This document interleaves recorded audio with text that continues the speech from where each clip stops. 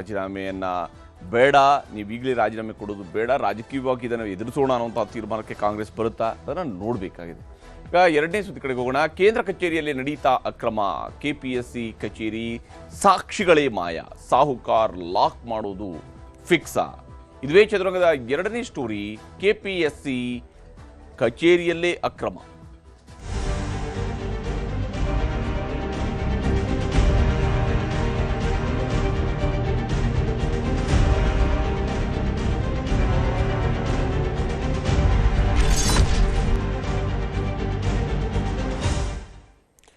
KPSC ಅನ್ನುವಂಥದ್ದು ಇದು ಲೋಕಸೇವಾ ಆಯೋಗನ ಅಥವಾ ಇದು ಸ್ವಸೇವಾ ಆಯೋಗನ ಅನ್ನುವಂಥ ಅನುಮಾನ ಇದ್ದೇ ಇದೆ. ಯಾಕಂದರೆ ಕರ್ನಾಟಕದಲ್ಲಿ ಇರುವಂತಹ ಈ ಒಂದು ಕೆಪಿಎಸ್ಸಿಯ ಮೂಲಕವಾಗಿ ಅರ್ಹರನ್ನ ಸರ್ಕಾರಿ ಉದ್ಯೋಗಗಳಿಗೆ ನೇಮಕಾತಿ ಮಾಡಿಕೊಳ್ಳೋದಕ್ಕಿರುವಂತಹ ಒಂದು ಬಹಳ ಪ್ರಮುಖವಾಗಿರುವಂತಹ ಸಾಂವಿಧಾನಿಕವಾಗಿ ಅದಕ್ಕೊಂದು ಸ್ವಾಯತ್ತತೆ ಇರತಕ್ಕಂಥ ಸಂಸ್ಥೆ ಕೆಪಿಎಸ್ಸಿ. ಅದಕ್ಕೆ ಸ್ವಾಯತ್ತತೆ ಕೊಟ್ಟಿರುವಂಥದ್ದೇ, ಅದರಲ್ಲಿ ಯಾವುದೇ ಅಕ್ರಮಗಳಿಗೆ ಅವಕಾಶ ಕೊಡಬಾರ್ದು, ಅನರ್ಹರಿಗೆ ಅವಕಾಶ ಕೊಡಬಾರ್ದು, ರಾಜಕೀಯದ ಪ್ರಭಾವಗಳಿಗೆ ಅದು ಮಣಿಬಾರ್ದು, ಅದು ಅತ್ಯಂತ ಪಾರದರ್ಶಕವಾಗಿ ನೇಮಕಾತಿ ಪ್ರಕ್ರಿಯೆಗಳನ್ನು ಮಾಡಿ ಮುಗಿಸ್ಬೇಕು ಅಂತೇಳಿ. ಆದರೆ ನಮ್ಮ ಕೆಪಿಎಸ್ಸಿ ಸೇರಿದಂತೆ ಇಡೀ ದೇಶದಲ್ಲಿರುವಂಥ ಅನೇಕ ರಾಜ್ಯಗಳಲ್ಲಿರುವಂತಹ ಈ ಪಬ್ಲಿಕ್ ಸರ್ವಿಸ್ ಕಮಿಷನ್ಗಳು ಯಾವ ಸ್ವರೂಪದಲ್ಲಿ ಕುಲಗೆಟ್ಟು ಹೋಗಿದ್ದಾವೆ ಅನ್ನೋದಕ್ಕೆ ಕೆಪಿಎಸ್ಸಿ ಮತ್ತೊಂದು ಉದಾಹರಣೆಯಾಗಿ ನಮ್ಮ ಕಣ್ಣ ಮುಂದೆ ಇರುವಂಥದ್ದು.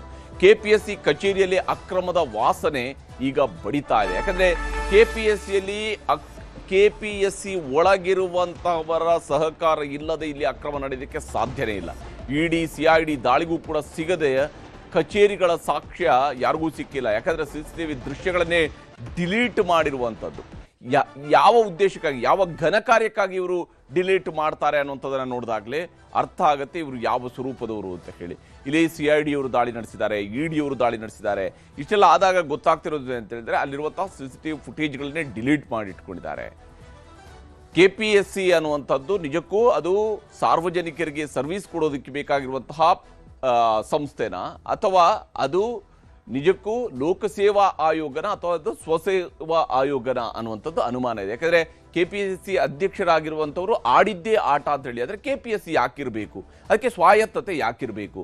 ಇವು ಇಲ್ಲಿರುವಂಥ ಮೂಲ ಪ್ರಶ್ನೆಗಳು. ಯಾಕಂದರೆ ಪಶುವೈದ್ಯಾಧಿಕಾರಿ ನೇಮಕಾತಿಯಲ್ಲೂ ಕೂಡ ಅಕ್ರಮ, ಇದಕ್ಕೀಗ ಮತ್ತು ಈ ಅಕ್ರಮವನ್ನು ಕೆದಕ್ತಾ ಹೋಗ್ತಾ ಇರುವಂಥ ಸಿಗುವಂಥದ್ದು ಕೆಪಿಎಸ್ಸಿ ಅವರ ಯಾವ ಸ್ವರೂಪದಲ್ಲಿ ಇದರಲ್ಲಿ ಇಳಿದಿದ್ದಾರೆ, ಯಾವ ಸ್ವರೂಪದಲ್ಲಿ ಇಲ್ಲಿ ಅಕ್ರಮದಲ್ಲಿ ತೊಡಗಿದ್ದಾರೆ ಅಂತೇಳಿ. ಕೆಪಿಎಸ್ಸಿ ಕೇಂದ್ರ ಕಚೇರಿಯಲ್ಲಿ ಅಕ್ರಮ ಆಗಿರುವಂತಹ ಶಂಕೆ ವ್ಯಕ್ತವಾಗ್ತಾ ಇದೆ.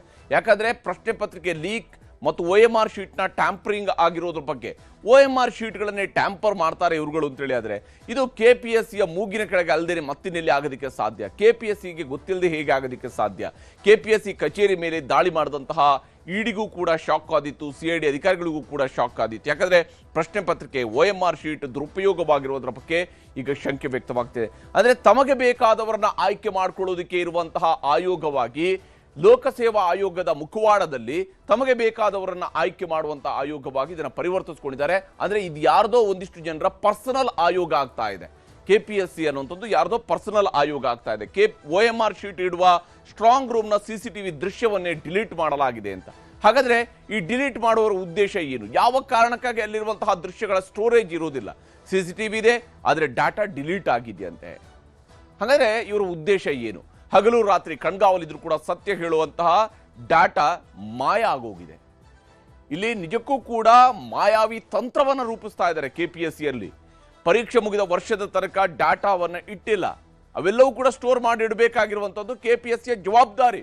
ಅದಕ್ಕಾಗಿ ಅದೇನು ಅವರು ಕೊಡುವಂಥ ಉಚಿತ ಸೇವೆ ಅಲ್ಲ, ಎಲ್ಲರೂ ಕೂಡ ಅಲ್ಲಿ ಪೇಯ್ಡೆ, ಪ್ರತಿಯೊಬ್ಬರೂ ಕೂಡ ಅಲ್ಲಿ ಎಲ್ರಿಗೂ ಕೂಡ ವೇತನ ಇದೆ, ಅದಕ್ಕೆ ಬೇಕಾದಂಥ ಕೆಲಸಗಳಿದ್ದಾವೆ, ಜವಾಬ್ದಾರಿಗಳ ಹಂಚಿಕೆ ಇದೆ. ಆದರೆ ಇಲ್ಲಿ ಆಗ್ತಾ ಇರುವಂಥದ್ದೇನು, ಕಳೆದ 6 ತಿಂಗಳ ಡಾಟಾ ಸಂಗ್ರಹವನ್ನು ಮಾಡಿಲ್ಲ. ಇದು ಕೆಪಿಎಸ್ಸಿಯ ಕತೆ. ಪಶುವೈದ್ಯಾಧಿಕಾರಿ ನೇಮಕಾತಿ ವೇಳೆಯ ಹಾರ್ಡ್ ಡಿಸ್ಕ್ ಕೂಡ ಮಾಯ ಆಗಿದೆ. ಇಲ್ಲಿ ಮಾಯಾವಿ ವಿದ್ಯೆಯನ್ನು ಮಾಡುವಂತಹ ವ್ಯಕ್ತಿಗಳು ಈ ಕೆಪಿಎಸ್ಸಿ ಒಳಗಡೆ ನುಸುಳುಕೊಂಡಿರುವಂಥದ್ದು ಸ್ಪಷ್ಟ ಇದೆ. ಮತ್ತು CID ಮುಂದೆ ತಪ್ಪೊಪ್ಪಿಕೊಂಡಿರುವಂತಹ ಅಭ್ಯರ್ಥಿಗಳಿಗೆ ಈಗ ಸಂಕಷ್ಟ ಕಾದಿದ್ಯಾ ಅಂತ ಹೇಳಿ. ಯಾಕಂದರೆ ಇವರು ಕೂಡ ಪೇಪರ್ ಲೀಕ್ ಕುರಿತು ತಪ್ಪು ಒಪ್ಪಿಕೊಂಡಿದ್ದಾರೆ ಕೆಲ ಅಭ್ಯರ್ಥಿಗಳು. ಇದರಲ್ಲಿ ಈಗಾಗಲೇ ಕೆಲವರ ವಿರುದ್ಧ FIR ಕೂಡ ದಾಖಲಾಗಿದೆ. ತಪ್ಪು ಸಾಬೀತಾದರೆ ಕಾನೂನಿನ ಸಂಕಷ್ಟ ಎದುರಾಗುವಂಥದ್ದು ಕೂಡ ಗ್ಯಾರಂಟಿ. 329 ಜನರಿಗೆ ನೋಟಿಸ್ ಕೊಡಲಾಗಿದೆ, 150 ಜನರ ವಿಚಾರಣೆ ನಡೆಸಲಾಗಿದೆ. ಹಲವರು ಈಗ ತಪ್ಪೊಪ್ಪಿಗೆಯನ್ನು ಮಾಡ್ಕೊಂಡಿದ್ದಾರೆ. ಹೌದು, ನಾವು ಅಕ್ರಮದ ಭಾಗಿಗಳು ಅಂತ ಹೇಳಿ ವಿಚಾರಣೆಯಲ್ಲಿ ಭಾಗಿಯಾಗಿರುವಂಥದ್ದು. ಒಂದು ವೇಳೆ ಈ ಅಕ್ರಮದಲ್ಲಿ ಭಾಗಿಯಾಗಿರುವಂಥದ್ದು ಪತ್ತೆ ಆದರೆ ಸಂಕಷ್ಟ ಎದುರಾಗುತ್ತೆ. ಆರೋಪಿಗಳ ಸಾಲಿನಲ್ಲಿ ಸೇರಿಸೋದಕ್ಕೆ CID ಅಧಿಕಾರಿಗಳು ಕೂಡ ತೀರ್ಮಾನವನ್ನ ಮಾಡಿಕೊಂಡಿದ್ದಾರೆ, ಯಾರೆಲ್ಲ ಅಕ್ರಮದಲ್ಲಿ ತೊಡಗಿದ್ದಾರೆ ಅಂಥವ್ರುಗಳನ್ನು. ಆದರೆ ಇಡೀ KPSCಯಲ್ಲಿ ಅದರಲ್ಲೂ ಸಾಹುಕಾರ ಶಿವಶಂಕರಪ್ಪ ಇದರ KPSCಯ ಮೂಲಕವಾಗಿ ತನ್ನ ಸಾಹುಕಾರತನವನ್ನು ಈ ರೀತಿಯಲ್ಲಿ ಅಕ್ರಮವಾಗಿ ಬೆಳೆಸ್ಕೊಳ್ಳೋದಕ್ಕೆ ಹೊರಟಿದ್ದ ಈ ವ್ಯಕ್ತಿ ನಿಜಕ್ಕೂ ಕೂಡ ಸಿಕ್ಕಿರುವಂಥ ಒಂದು ಅದ್ಭುತ ಅವಕಾಶವನ್ನು ಹೇಗೆ ದುರುಪಯೋಗ ಪಡಿಸ್ಕೊಂಡಿದ್ದಾನೆ ಅನ್ನೋದಕ್ಕೆ ಅನೇಕ ಉದಾಹರಣೆಗಳು ಈಗಾಗಲೇ ಈ ವ್ಯಕ್ತಿಯ ವಿರುದ್ಧ ಸಿಗ್ತಾ ಇರುವಂಥದ್ದು. KPSC ಅಧ್ಯಕ್ಷ ಸ್ಥಾನದಿಂದ ಸಾಹುಕಾರ ಶಿವಶಂಕರಪ್ಪನ ಅಮಾನತು ಮಾಡಲಾಗಿದೆ. ವಿಚಾರಣೆ ಮಾಡ್ತಾ ಇರುವಂತಹ CIDಯಿಂದ ಶಿವಶಂಕರಪ್ಪಗೆ ನೋಟಿಸನ್ನು ನೀಡಲಾಗಿದೆ. ನಾಳೆ ಬೆಳಗ್ಗೆ 11 ಗಂಟೆಗೆ ವಿಚಾರಣೆಗೆ ಹಾಜರಾಗೋದಕ್ಕೂ ಕೂಡ ನೋಟಿಸನ್ನು ಕೊಡಲಾಗಿರುವಂಥದ್ದು. IAS ಅಧಿಕಾರಿ ಜ್ಞಾನೇಂದ್ರ ಕುಮಾರ್ ಅವರ ಮನೆ ಕಚೇರಿಗೂ ಕೂಡ ನೋಟಿಸನ್ನು ನೀಡಲಾಗಿದೆ. ಮತ್ತು KPSC ಸದಸ್ಯೆ ಶಾಂತಾ ಹೊಸಮನಿ 10 ಸದಸ್ಯರು 45 ಅಧಿಕಾರಿಗಳು ಸಿಬ್ಬಂದಿಗೂ ಕೂಡ ನೋಟಿಸನ್ನು ಜಾರಿಗೊಳಿಸಲಾಗಿದೆ. ಆಯ್ಕೆಯಾಗಿರುವ 329 ಅಭ್ಯರ್ಥಿಗಳ OMR ಪ್ರತಿಗಳು ಕೂಡ ಈಗಾಗಲೇ ಸೀಸ್ ಮಾಡಿಕೊಳ್ಳಲಾಗಿದೆ. ಅದರಲ್ಲಿ ಅಕ್ರಮವನ್ನು ಪತ್ತೆ ಹಚ್ಚೋದಕ್ಕೆ ಸಾಧ್ಯ ಆಗುತ್ತೆ. ಯಾರೆಲ್ಲ ಅಕ್ರಮದಲ್ಲಿ ತೊಡಗಿದ್ದಾರೆ ಅನ್ನೋದನ್ನು ಪತ್ತೆ ಹಚ್ಚೋದಕ್ಕೆ ಅವಕಾಶಗಳು ಸಿಕ್ಕೇ 3 ಪರೀಕ್ಷಾ ಕೇಂದ್ರಗಳ CCTV ದೃಶ್ಯಗಳನ್ನು ಕೂಡ ಸೀಸ್ ಮಾಡಿಕೊಳ್ಳಲಾಗಿದೆ. 3 ಪರೀಕ್ಷಾ ಕೇಂದ್ರಗಳ CCTV ದೃಶ್ಯವನ್ನು ಸೀಸ್ ಮಾಡಿಕೊಂಡಿದ್ದಾರೆ. FSLಗೆ ಕಳುಹಿಸಿರುವಂತಹ ಪರೀಕ್ಷೆ ಮಾಡಿಸ್ತಾ ಇರುವಂತಹ CID ಟೀಮ್ FSL ಪರೀಕ್ಷೆಯ ಮೂಲಕ OMR ಶೀಟ್ನಲ್ಲಿರುವಂತಹ ಅಕ್ರಮಗಳನ್ನು ತಿಳ್ಕೊಳ್ಳುವಂತಹ ಪ್ರಯತ್ನವನ್ನು ಮಾಡುತ್ತೆ. ಹಾಗಾದರೆ ಕಾಸು ಕೊಟ್ಟವರಿಗೆ ಮಾತ್ರ ಆಫೀಸು ಅನ್ನುವಂಥ ರೀತಿಯಲ್ಲಿ ಪರಿವರ್ತನೆಗೊಂಡ್ರೆ KPSC ಇರೋದು ಯಾಕೆ ಅನ್ನುವ ಮೂಲ ಪ್ರಶ್ನೆಯೂ ಕೂಡ ಇರುವಂಥದ್ದು. ಸರ್ಕಾರ ಇದರಲ್ಲಿ ಈ ಸ್ವಾಯತ್ತ ಸಂಸ್ಥೆ ಅನ್ನುವಂತಹ ಕಾರಣಕ್ಕಾಗಿ ಅವ್ರಿಗಿರುವಂತಹ ಈ ಅಧಿಕಾರಗಳನ್ನು ದುರ್ಬಳಕೆ ಮಾಡಿಕೊಳ್ತಿರುವಂತಹ ವ್ಯಕ್ತಿಗಳಿಗೆ ಕಡಿವಾಣ ಹಾಕಲೇಬೇಕಾಗಿರುವಂಥದ್ದು ಸರ್ಕಾರದ ಜವಾಬ್ದಾರಿ. ಇದಾಗಿತ್ತು ಇವತ್ತಿನ ಚದುರಂಗ. ನಮಸ್ಕಾರ.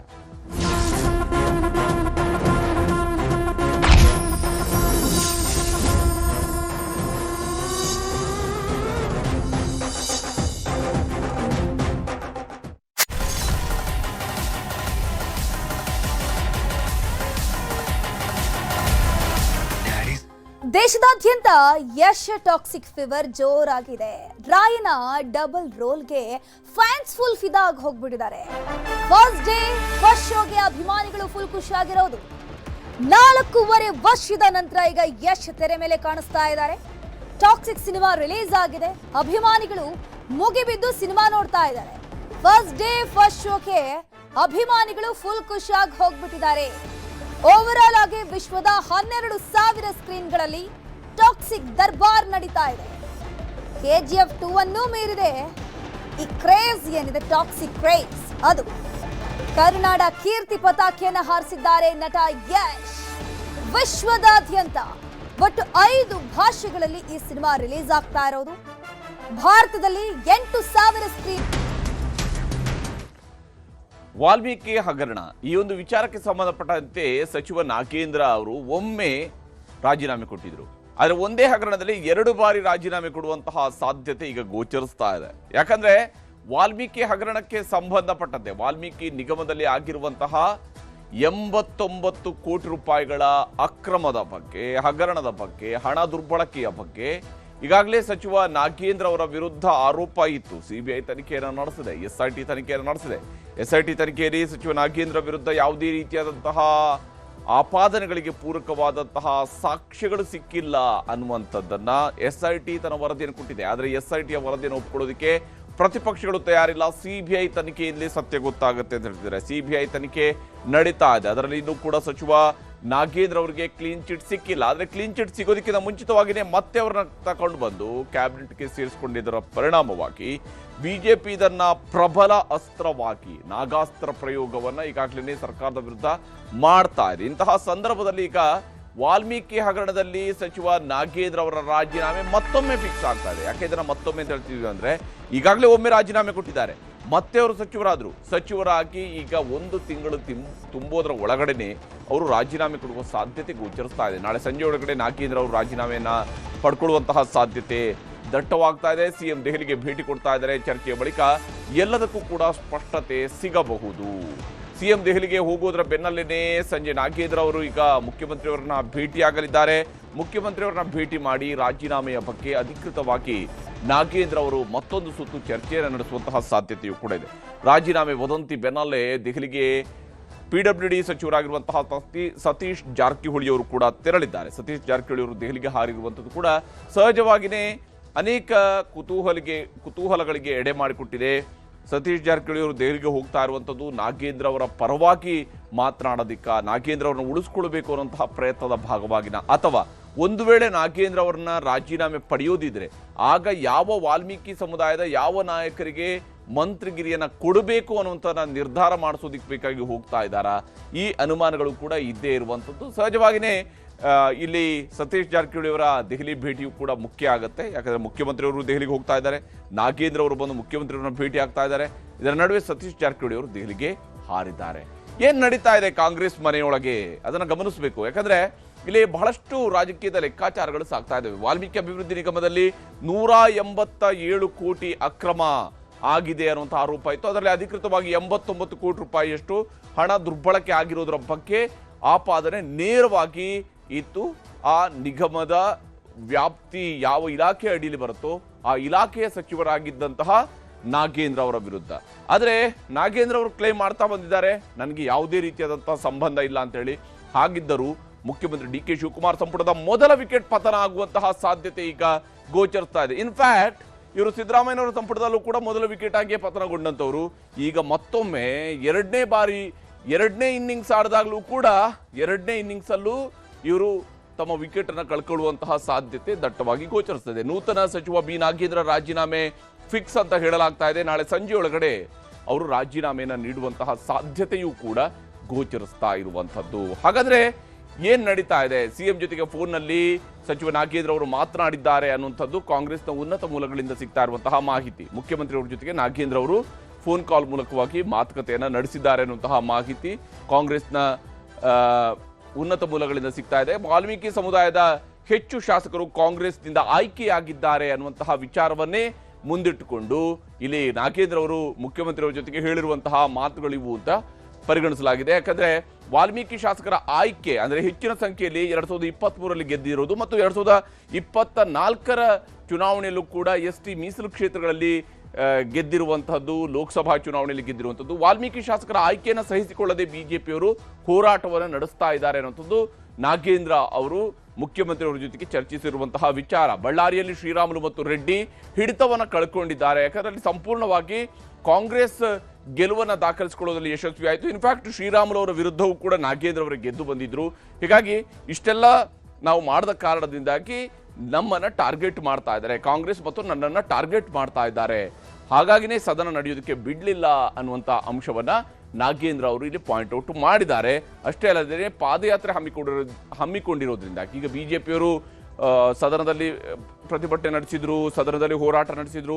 ಅದಾದ್ಮೇಲೆ ಈಗ ಮತ್ತೆ 10 ದಿವಸಗಳ ಪಾದಯಾತ್ರೆ ಅಂತ ಹೇಳಿದಾಗ ಅದು ಸಹಜವಾಗಿಯೇ ಪಕ್ಷಕ್ಕೂ ಕೂಡ ಮುಜುಗರ ಆಗ್ತಾ ಇದೆ. ಇವರ ಪಾದಯಾತ್ರೆಯಿಂದ ಪಕ್ಷಕ್ಕೆ ಮುಜುಗರವನ್ನು ತಪ್ಪಿಸೋದಕ್ಕೆ ನಾನು ರಾಜೀನಾಮೆಯನ್ನು ಕೊಡ್ತೇನೆ ಅನ್ನುವ ಅಭಿಪ್ರಾಯವನ್ನ ಇಲ್ಲಿ ನಾಗೇಂದ್ರ ಅವರು ಹೇಳಿದ್ದಾರೆ ಅಂತ ಹೇಳಲಾಗ್ತಾ ಇದೆ. ಯಾಕೆಂದ್ರೆ ಮುಖ್ಯಮಂತ್ರಿಯವರ ಜೊತೆಗೆ ಅವರು ಮತ್ತು ಮುಖ್ಯಮಂತ್ರಿಯವರ ನಡುವೆ ನಡೆದಿರುವಂತಹ ಮಾತುಕತೆ ಇದು. ಹಾಗಾದ್ರೆ ಈ ರಾಜೀನಾಮೆಯ ಪ್ರಸ್ತಾಪ ಯಾಕೆ ಬಂತು ಅನ್ನೋದನ್ನು ಗಮನಿಸಬೇಕು.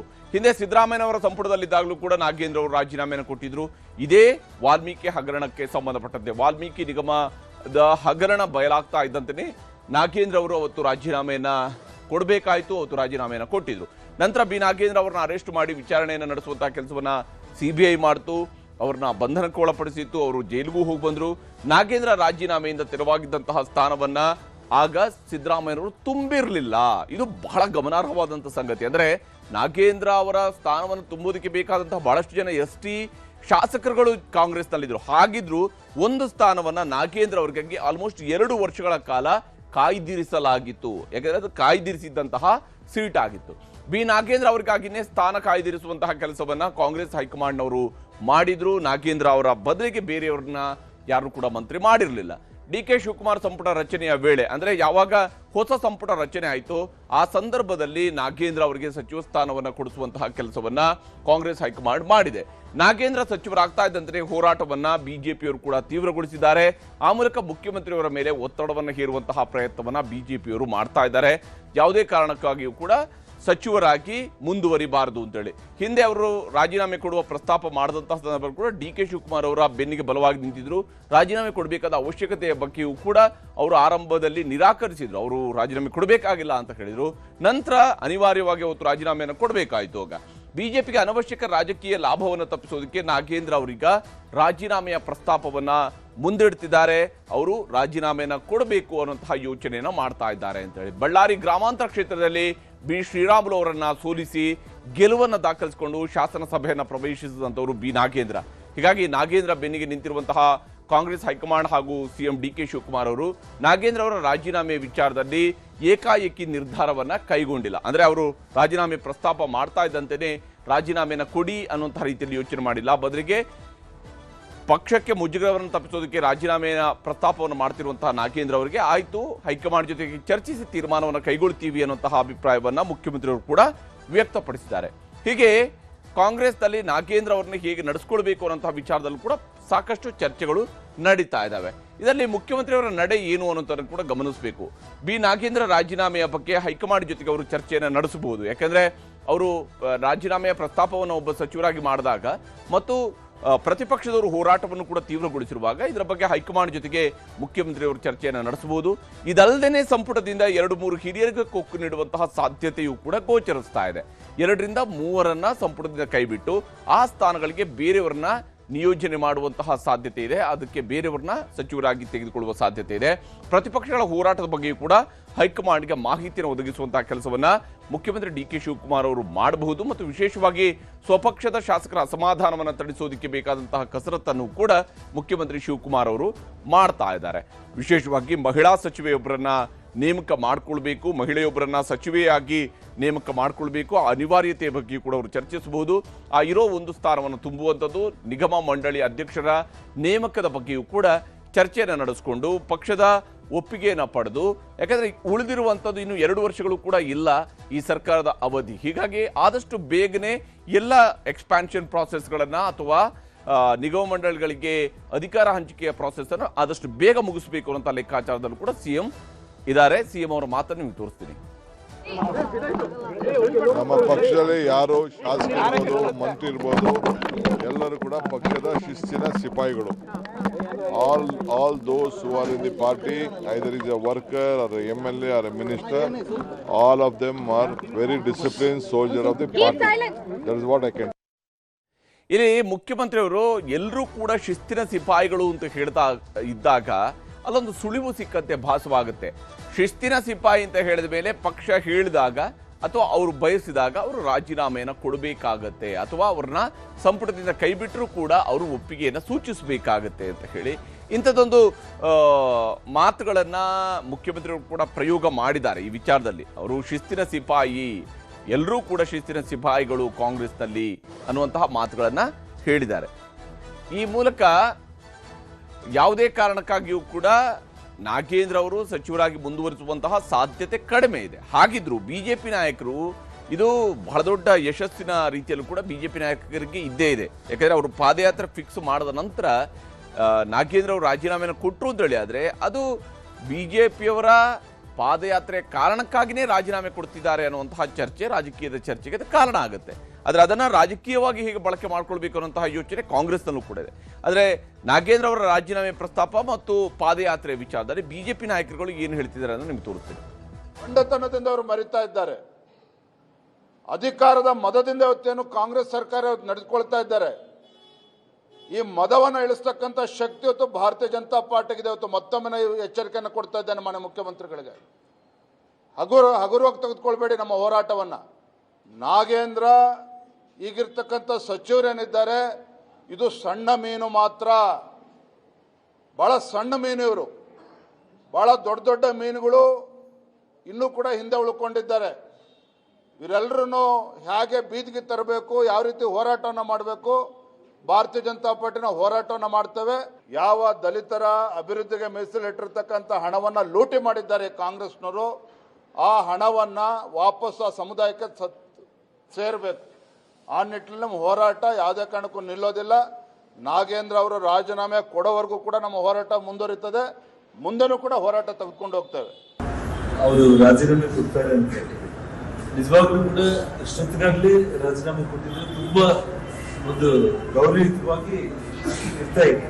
ಅವರು ರಾಜೀನಾಮೆ ಕೊಡೋದ್ರ ಮೂಲಕ ಆ 182 ಕೋಟಿ ಹಣವನ್ನ ಇವತ್ತು 3 ಲಕ್ಷ ವಾಲ್ಮೀಕಿ ಜನಾಂಗದ ಯುವಕರಿಗೆ, ಮಹಿಳೆಯರಿಗೆ, ರೈತರಿಗೆ ಕೊಡೋದ್ರ ಮೂಲಕ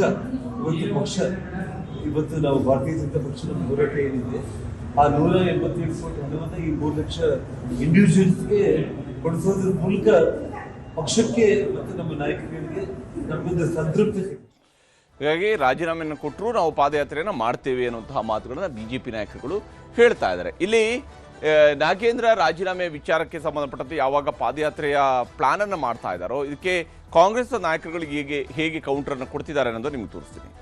ಅವ್ರಿಗೆ ತಲೆ ಕೆಟ್ಟಿದೆ. ಫಸ್ಟ್ ಅಲ್ಲಿ ಸೆಂಟ್ರಲ್ ಗೌರ್ಮೆಂಟ್ ಅಲ್ಲಿ ವಾಷಿಂಗ್ ಮಿಷಿನ್ ಹಾಕಿ ಕ್ಲೀನ್ ಮಾಡಿದಾರಲ್ಲ, ಅವ್ರ ಪರವಾಗೂ ಅವ್ರ ವಿರುದ್ಧವಾಗೂ ಮಾಡಕ್ಕೆ ಬಿಜೆಪಿ ಬಿಡುವಾಗಿದ್ದಾರಲ್ಲ, ಸ್ವಲ್ಪ ಎಲ್ಲ ಆರೋಗ್ಯನೂ ಚೆನ್ನಾಗಿರುತ್ತೆ. ಸ್ವಲ್ಪ ಒಂದು 150-200 ಕಿಲೋಮೀಟ್ರು ಸ್ವಲ್ಪ ವಾಕ್ ಮಾಡಿದ್ರೆ ಆರೋಗ್ಯನೂ ಸುಧಾರಣೆ ಆಗುತ್ತೆ. ನೋಡಿ, ಸದನದಲ್ಲಿ ಅದನ್ನೇ ವಿಷಯ ಮಾಡಿದರು. ಚರ್ಚೆ ಮಾಡಬೇಕು ಅಂತಂದ್ರೂ ಸಹಿತ ಚರ್ಚೆಗೆ ಮುಂದೆ ಬರಲಿಲ್ಲ.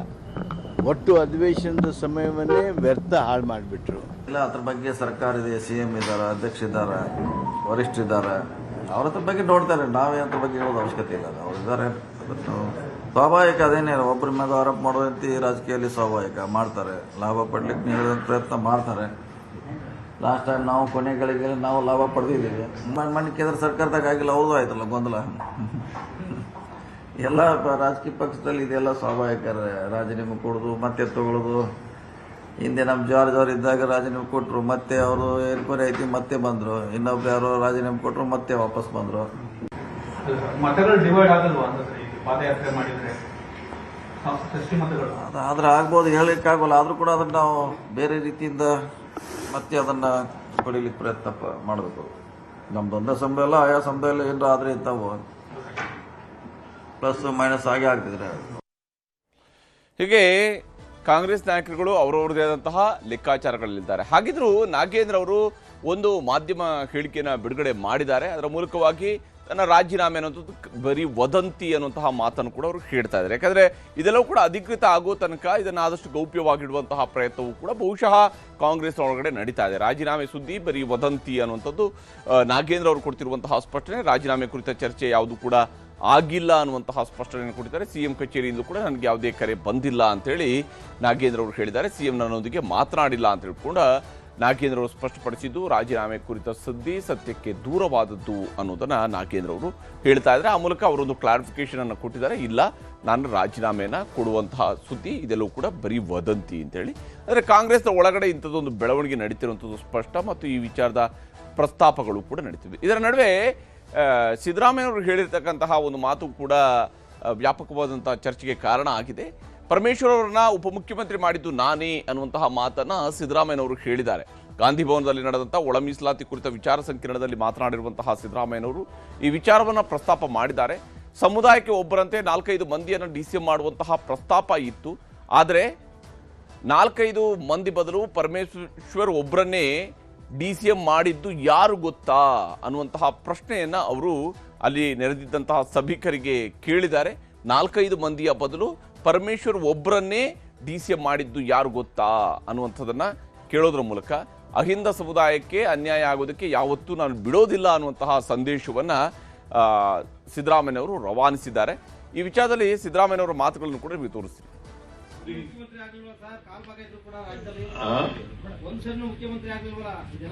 ಯಾರು ನೀವು ಗೊತ್ತಾ? ನೀವು ಗೊತ್ತಿಲ್ಲ ಮಾಡಿ ಹೋರಾಟನ ನಾನ್ ಮಾಡೋದಲ್ಲ, ಒಬ್ನೇ ಮಾಡಕ್ ಆಗಲ್ಲ ಅದನ್ನ. ಸುಮ್ಮನೆ ಏನೇನೋ ಮಾತಾಡ್ತೀರಿ, ಕೂತ್ಕೊಂಡು ಏನೋ ಮಾತಾಡ್ತೀರಿ. ಡೆಪ್ಟಿ ಚೀಫ್ ಮಿನಿಸ್ಟರ್ ಮಾಡಿಸ್ತವ್ರು ಯಾರು ಪರಮೇಶ್ವರ್ಗೆ?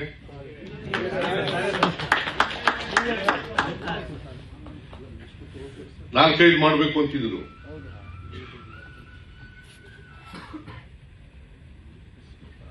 ಒಬ್ಬರಿಗೆ ಮಾಡಬೇಕು ಅಂತ ಹೇಳಿ ಮಾಡಿಸೋದವ್ರು ಯಾರು? ಹೀಗೆ ಯಾರು ಅನ್ನುವಂತಹ ಪ್ರಶ್ನೆನ ಮುಂದಿಡೋ ಮೂಲಕ ನೀವೇ ಅನ್ನುವಂತಹ ಉತ್ತರವನ್ನು ಸಭಿಕರಿಂದ ಪಡೆಯುವಂತಹ ಕೆಲಸವನ್ನು ಸಿದ್ದರಾಮಯ್ಯನವರು ಮಾಡಿದ್ದಾರೆ. ಇಲ್ಲಿ ಅವರದೇ ಆದಂತಹ ರಾಜಕೀಯ ಲೆಕ್ಕಾಚಾರಗಳಿದ್ದಾವೆ. ಆದರೆ ನಾಗೇಂದ್ರ ಅವರ ರಾಜೀನಾಮೆ ಯಾವ ಸ್ವರೂಪದಲ್ಲಿ ಅಂಗೀಕಾರ ಆಗುತ್ತಾ ಅಥವಾ ರಾಜೀನಾಮೆಯನ್ನು ಬೇಡ, ನೀವು ಈಗಲೇ ರಾಜೀನಾಮೆ ಕೊಡೋದು ಬೇಡ, ರಾಜಕೀಯವಾಗಿ ಇದನ್ನು ಎದುರಿಸೋಣ ಅನ್ನುವಂತಹ ತೀರ್ಮಾನಕ್ಕೆ ಕಾಂಗ್ರೆಸ್ ಬರುತ್ತಾ ಅದನ್ನು ನೋಡಬೇಕಾಗಿದೆ.